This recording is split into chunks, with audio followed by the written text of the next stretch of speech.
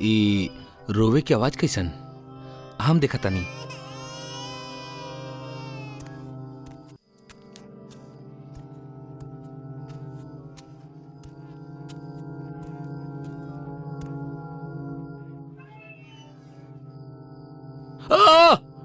का भइल हरिराम? के बा वहां?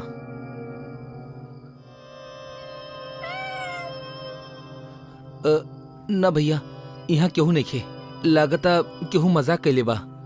केहू मजाक कर रहल बा, शायद भाग गइल।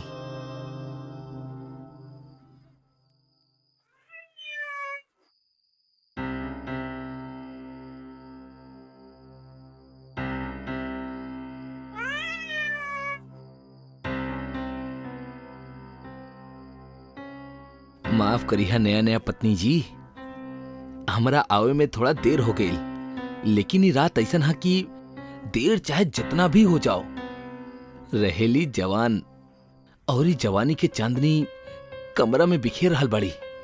उहे चांदनी के खातिर हम आपके चांद जैसन मुखड़ा के एक कमरा में दिखावे जा रहल बानी।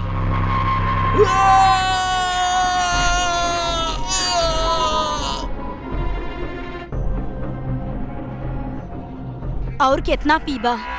बहुत हो गई पियल। चल आप चल के सूत जा। अरे ऐसे कैसे सोच जाए? आज हमार भतीजा के शादी भइल बा। शादी के खुशी में आज ना पियब तक कब पियब? हाँ, हम तो कहा तानी कि भाग्यवान तू भी एक दो घूंट पी ला। वाह वाह, खुद तो डूब ही रहल बाड़ा, हमरा के भी लेके डूबे चाहेला। अरे भाग्यवान, ई डूबब ना तैरब हा हमार राम प्यारी। एक बार पी के देखा था। भाड़ में जा आप और आपके ही शराब। हम चलनी सूते।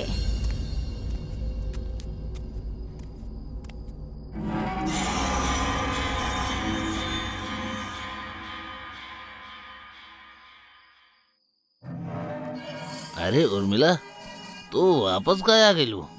जा हमरा चैन से पिए दा।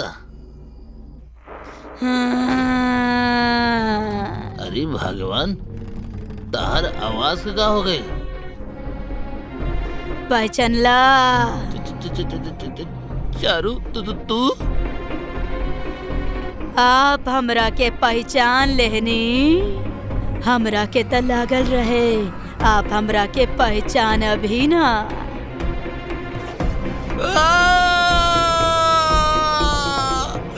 चारू ना ना, हमरा के छोड़ दा हमरा के। काहे? मरे से डर लागेला? हाँ हाँ चारू, हमरा मरे से बहुत डर लगेला। ठीक बा, फिर हम आपके छोड़ देतानी। बाकी आपसे प्रार्थना बा, नीचे गिर के मत मर जाइहा।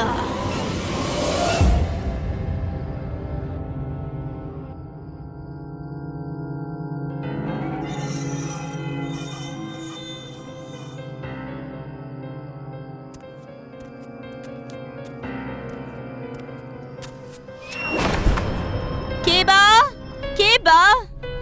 अरे अंजलि बहू, तू एजा का करत आड़ू? कुछ चाही का? हमरा आपके जान चाही। का चाही? आपके जान। चारू, तू एजा कैसे? हाँ, हम ई का कर रहल बाड़ू चारू? हम तार का बिगड़ले बानी। छोड़ दे हमरा के, छोड़ दे। छोड़ दे। बचावा क्यों बा? चिल्लावा, चीखा, बाकी कौनो फायदा नहीं खे।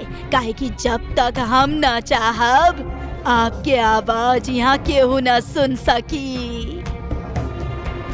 छोड़ दो हमरा के, छोड़ दो।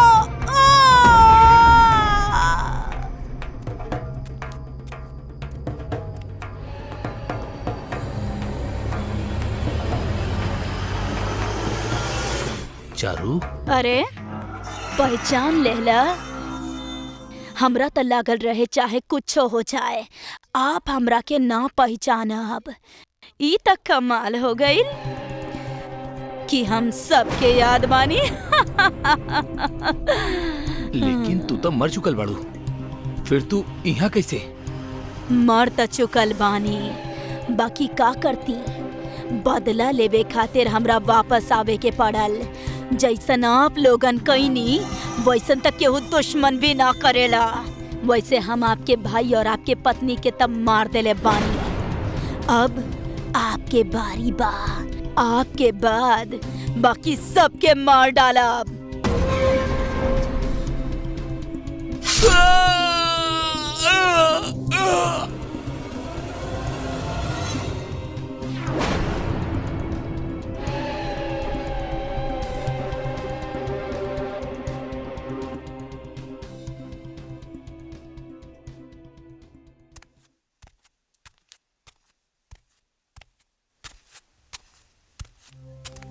अरे बेटा, बाथरूम बाद में जइहा, पहले हमार बात सुना।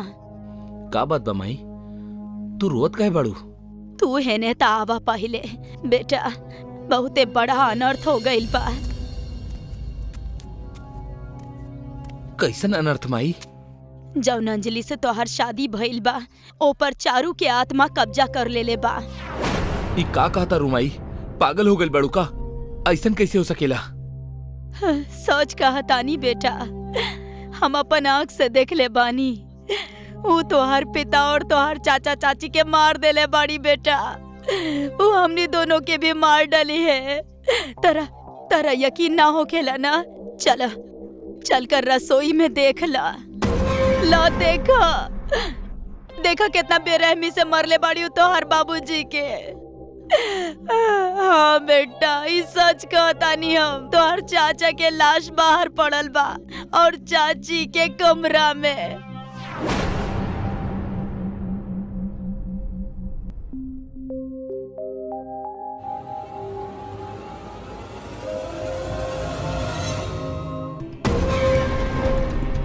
हाँ माई, आप सही कह रहल बानी।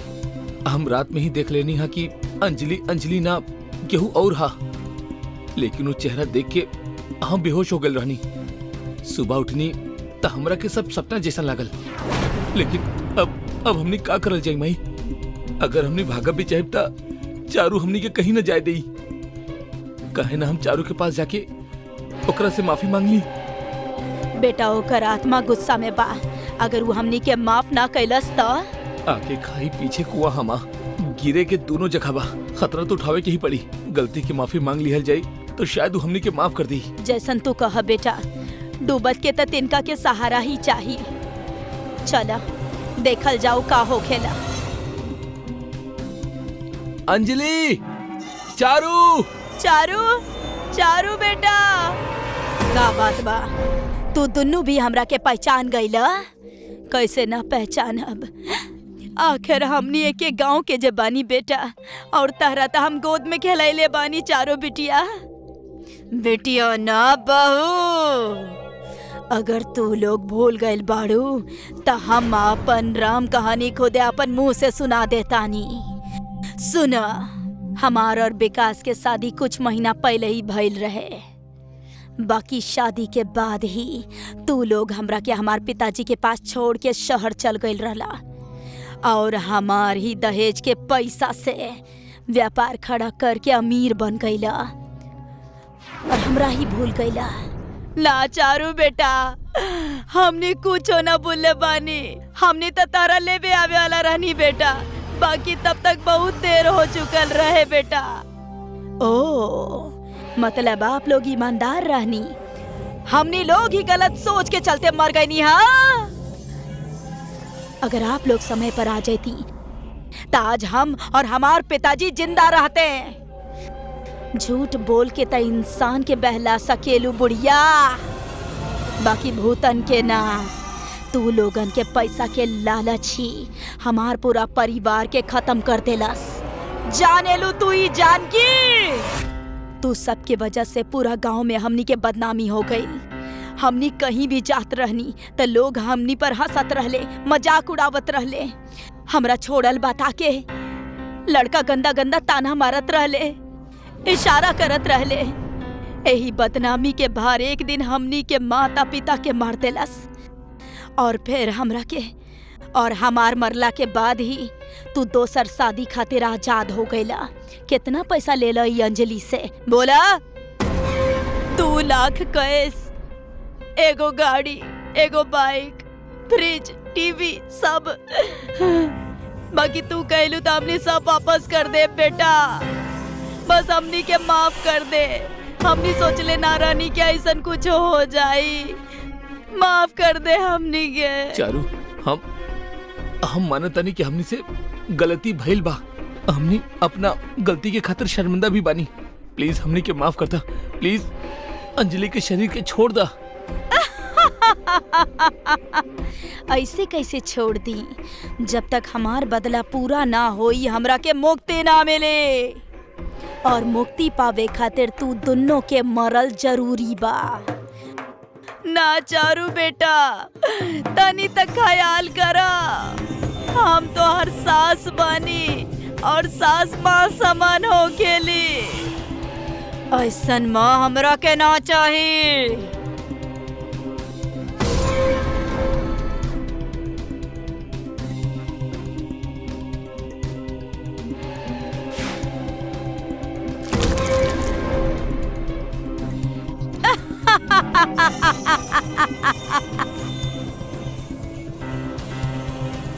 हम जानतानी जब आपके बेहोशी टूटी तो आपके सामने हजारन सवाल खड़ा हो जाई हैं। शायद आपके उस सवालन के जवाब हमारी स्टोरी में पता चले।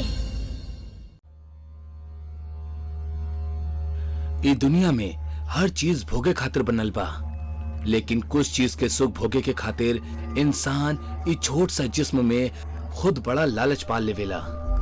वो भूल जावेला कि लालच एगो बुरी बला बा, बहुत ही बुरी बला।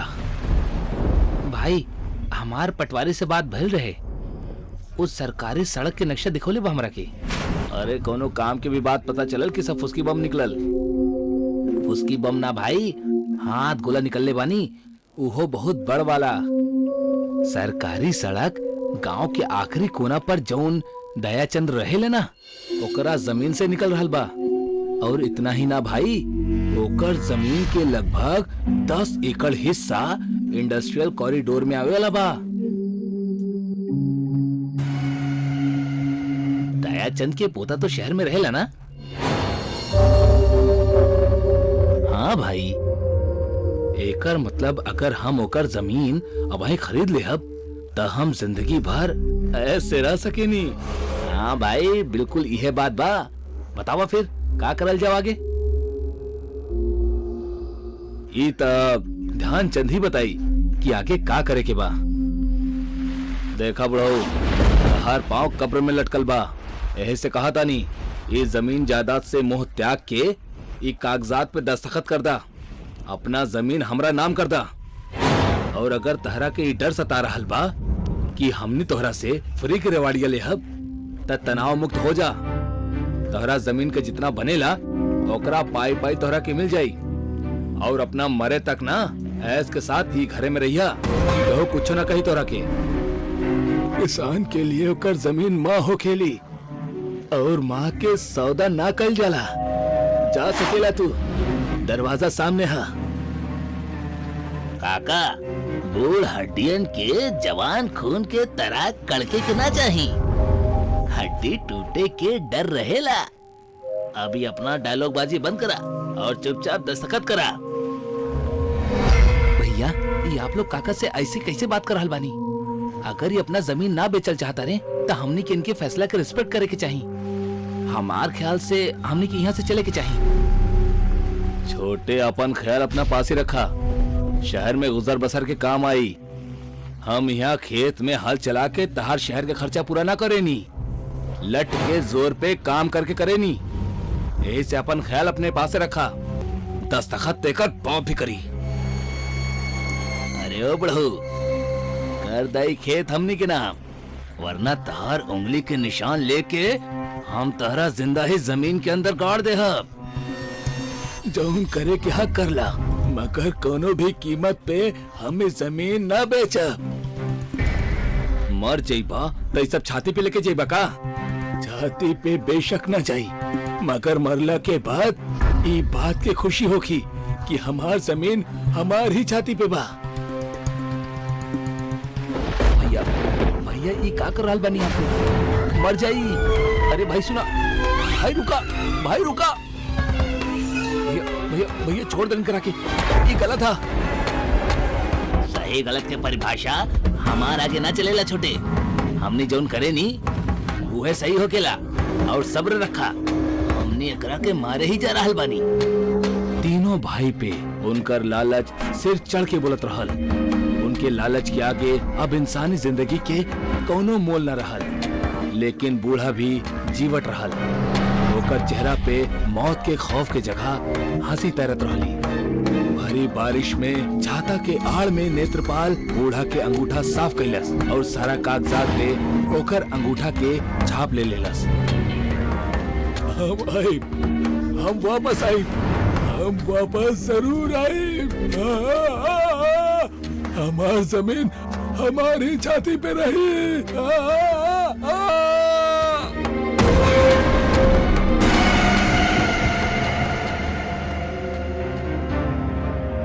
भाई आज शराब के हर घूंट के साथे दयाचंद के याद आवत रहली। पिछला साल जब ओकर जमीन हथियौले रहनी ना, वो समय यह मौसम रहल। साला का बोलत रहल? हमार जमीन हमारी छाती पे रही।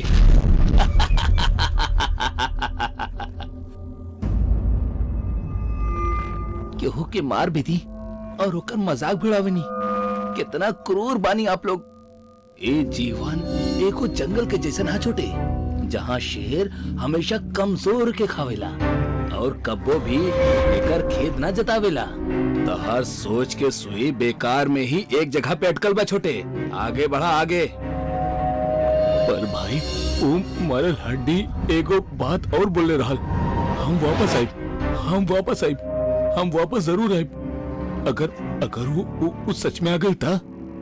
अरे भाई अब वहीं तो तू एक पैग लगोले बड़ा, और तू कैसन बैकल बैकल बात करे लगला? हाँ, दारू पिया आराम से। हमारा लोग कब वापस ना आवेले। लेकिन सोचा अगर वो वाकई में वापस आ गई था तो हर बुराई के खत्म कर दी। जैसे भगवान राम रावण के मार के कैले रहनी ना कि हम वापस आई। हम आ गल बानी तू सबके लेवे। ना ना ई ना हो सकेला। पर ई तो मर चुकल बना भाई। जान बचावे के हाथ भागा।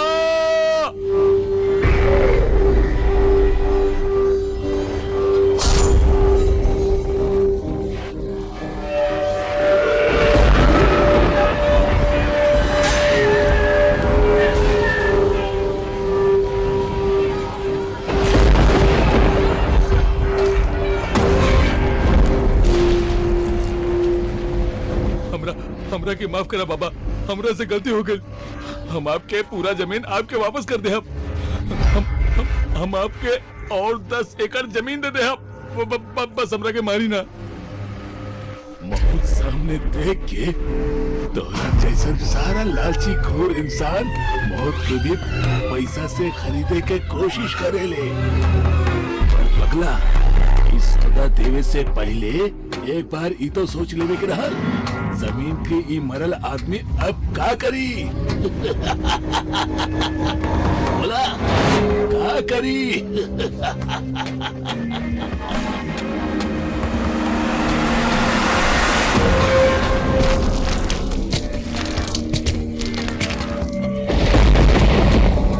तारा हमरा से डरे के जरूरत ना है बेटा।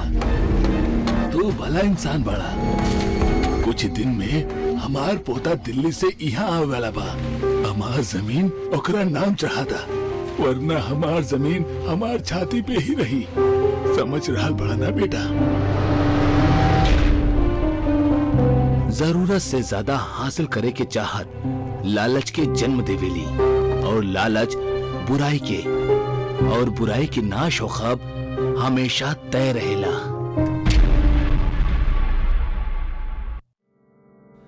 आज के हमार कहानी के आधार हा जरूरत से ज्यादा बड़ महत्वाकांक्षा। कुछ कर गुजरे के, कुछ हासिल करे की महत्वाकांक्षा धरती पर पैदा होखे वाला लगभग हर प्राणी के अंदर उफान मारेला।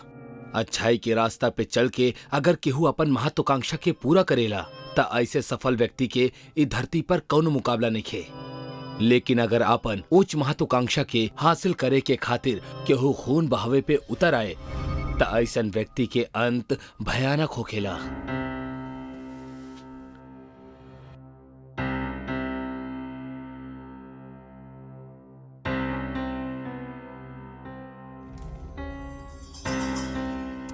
तोहरा के काला केला बॉस हमनी दोनों के एक साथ काहे बुलोले हुई हैं?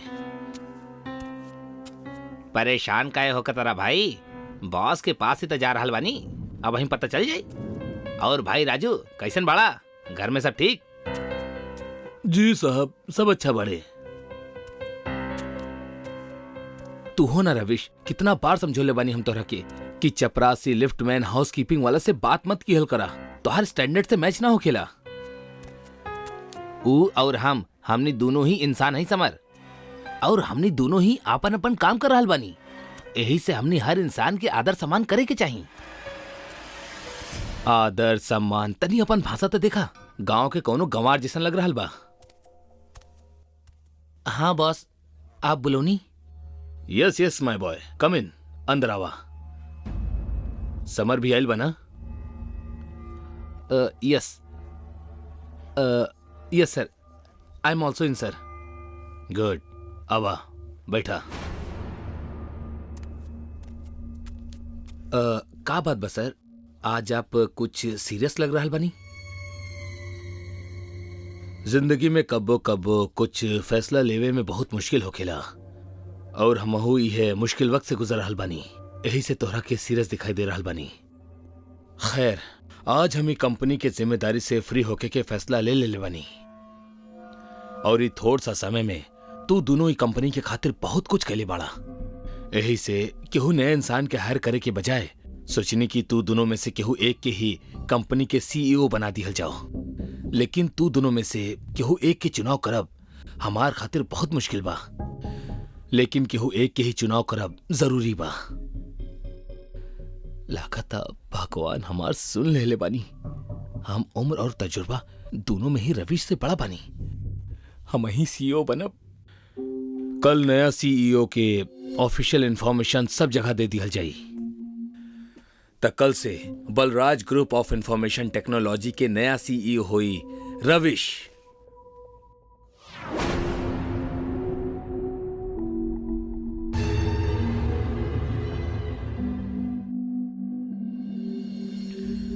इतना साल ही कंपनी के जौना पोजीशन के खातिर देनी, वो पोजीशन इतना आसानी से अपना हाथ से हम चाह न दे सके नहीं, चाहे एकरा खातिर हमरा रविश के जान ही काहे न लेवे के पड़े।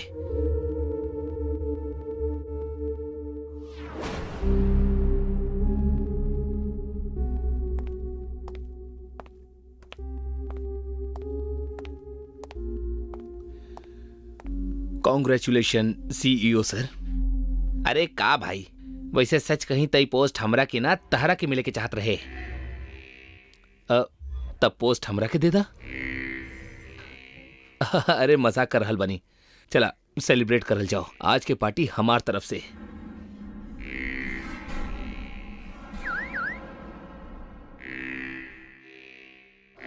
अरे मगर ये अचानक हमार गाड़ी?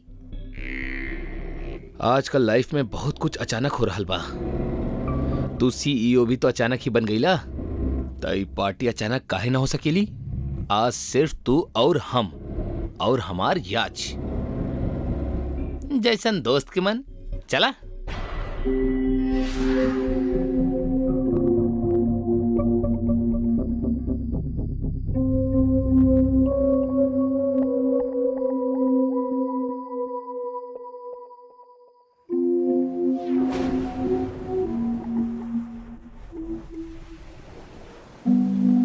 यूनो समर, जैसन उथल पुथल इस समंदर में आज हो रहल बा, वैसने उथल पुथल आज हमरा में भी हो रहल बा।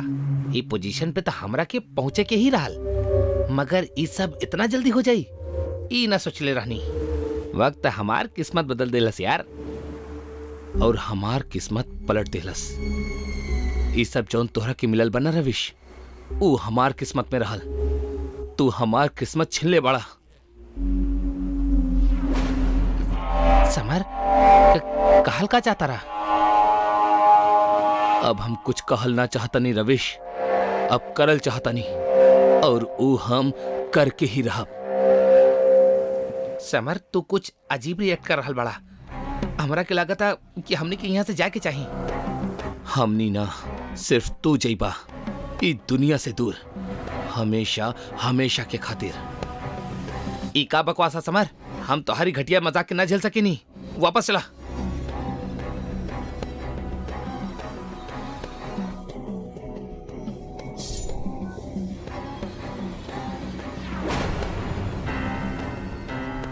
इंटरनेशनल कंपटीशन में सेकंड पोजीशन आयल रहा हमार। समर के अति महत्वाकांक्षा रवि के खुशी तो छीनी लेलस, वहीं ओकरा मार के ओकर यमदूत भी बन गई। हर केहू के साथे प्यार से व्यवहार करे वाला रविश के मौत ऐसन हुई, ई केहू तका खुद रविश भी ना सोचले रहल। ऊ अब मर चुकल रहल।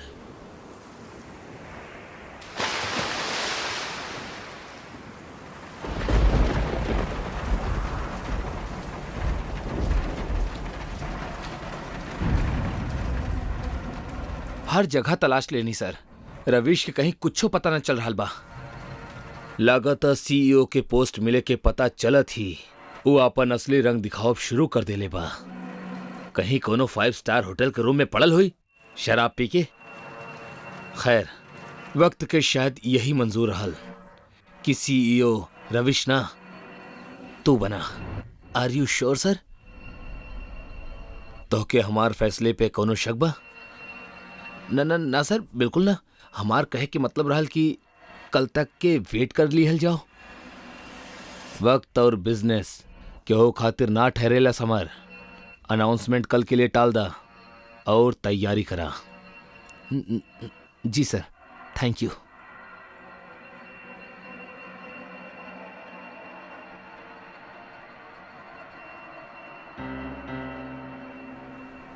ओम त्र्यंबकम यजामहे सुगंधिम पुष्टिवर्धनम उर्वारुकमेव बंधनान् मृत्योर्मोक्षीयमामृतात्। ओम।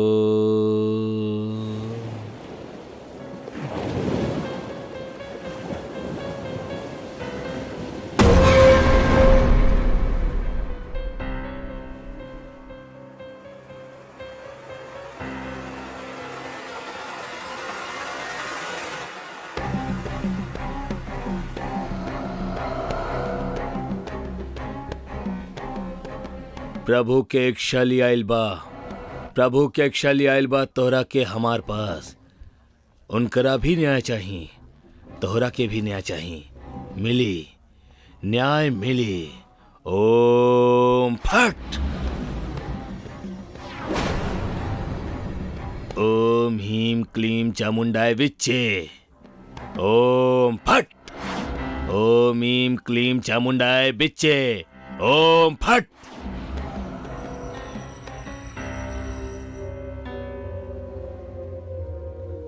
जा बालक, न्याय करा। न्याय मिलत ही वापस अपना दुनिया में चल जइहा।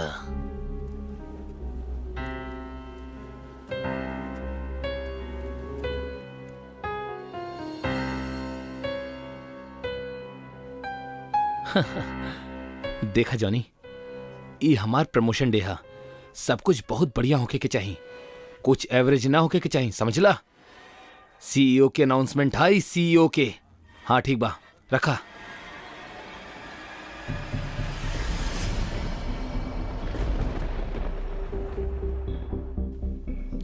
रविश, वो यहां कैसे आ सकेला? ई ना हो सकेला, ई ना हो सकेला। हैरान बड़ा कि हम यही जा कैसे आ गई नहीं। हाँ हाँ हाँ, तू तो मर चुकल बड़ा। फिर मरे मारे के हक तोहरा पास नहीं खे, ऊपर वाले के पास उहे ऊपर वाला हमरा से कहले बा कि सिर्फ हमार ही वक्त पूरा ना भइल बा, हमार दुश्मन दोस्त के भी वक्त पूरा हो चुकल बा, जे तोहरा के अपना स्वार्थ भरल महत्वाकांक्षा के चला जान से मार देहलस। हमार परिवार के बारे में जरा सा भी ना सोचला तू।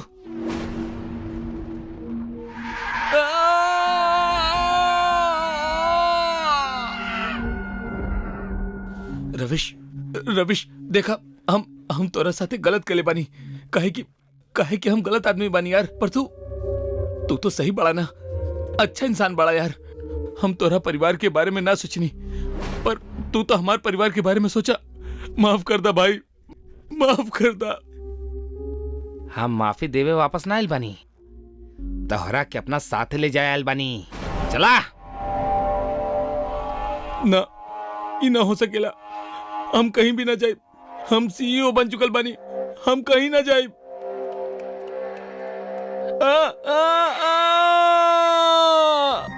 भागत कहाँ बड़ा आस्तीन के सांप, तहार फन कुचले के खातिर ही तो आइल बानी।